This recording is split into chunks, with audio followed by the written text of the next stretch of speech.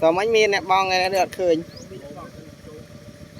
cháu là máy ô tô lăng cuốc quá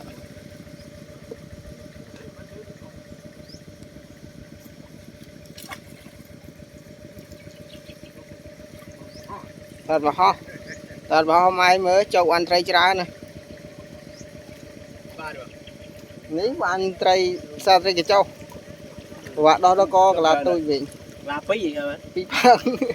mua cái đầu chơi riêng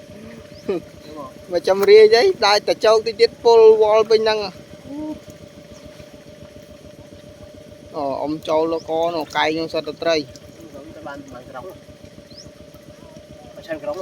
bà là trai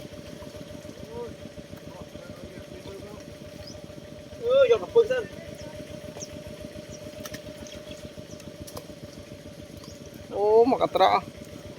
được 2 kg ấy mà châu quay đây đập mèn đây rồi đã chập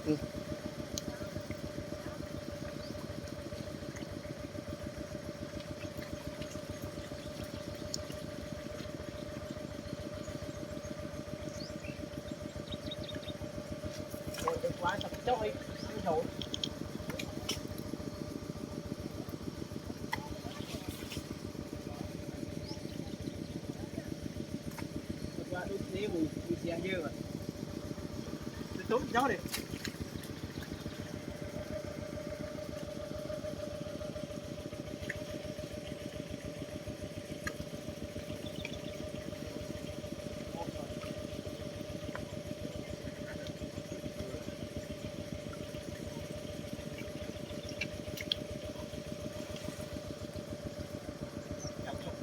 tốt rồi.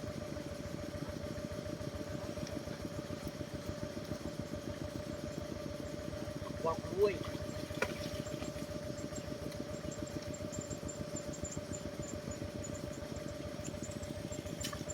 sạch đây quá sạch đây chóc này sạch chóc đây riêng đại lại ngon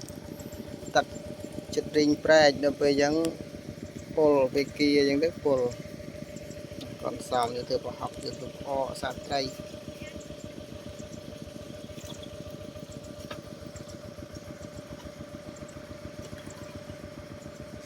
bây giờ vào mình tên tên này có điều ta cái trên châu cũng có ăn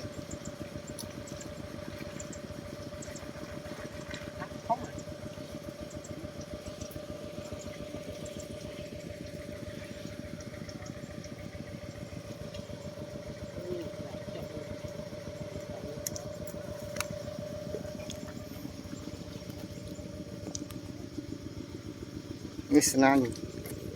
này bỏ nang châu trái tua có châu trái gặp liên nó khả năng mà còng điện nó còn là châu nó khả năng